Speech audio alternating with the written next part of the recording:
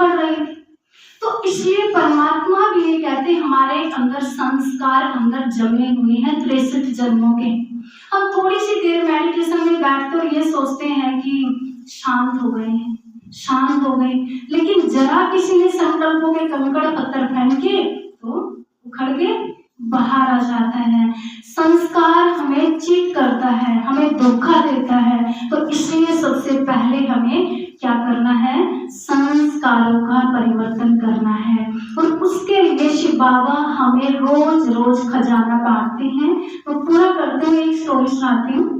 कहते एक बार राजा ने अपना कोई उत्तरदायी सुनना था, तो उसको ये कहा कि 3 मेंबर छांटे और उनको ना बोरा दिया, बड़े बड़े बोरे दिए और ये कहा तुम ना इसके अंदर फल लेके आना और मैंने इन फलों को खाना है।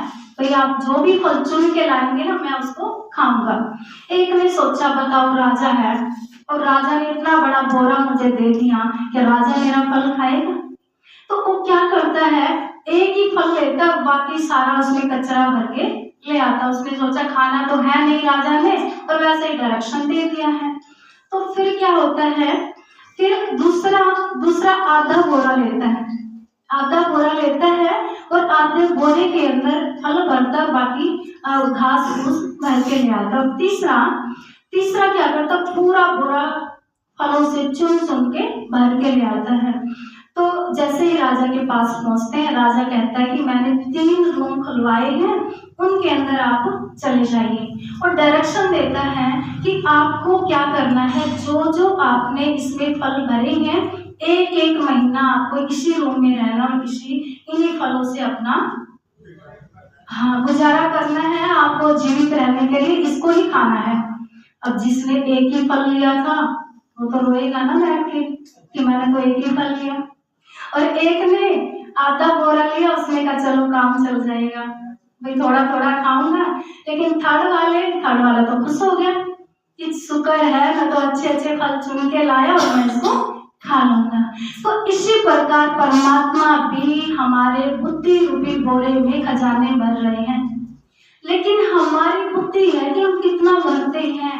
और लेकिन लास्ट में शिव बाबा कहेंगे जितना भरा है ना वही मिलेगा, जितना भरा है वही मिलेगा। इसलिए यही शुभकामना है शिवरात्रि पर आप सबके लिए कि बाबा जो खजाने बांट रहा है वो खजाने हम ज्यादा से ज्यादा अपने बुद्धि रूपी बोरे में भरते जाएं।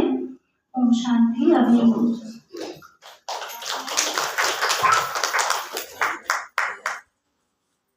क्या भावनाएं हैं हम सबके प्रति आदरणीय, जिसमें मेरी तरफ से सबसे पहले तो जो बहनजियों ने इतने अच्छे आध्यात्मिक और ज्ञानवर्धक संदेश दिया है, तो मैं तो यही चाहूंगा कि इनकी तरफ देखो, इन्होंने कितना बड़ा जिंदगी का जीवन का त्याग कर रखा है।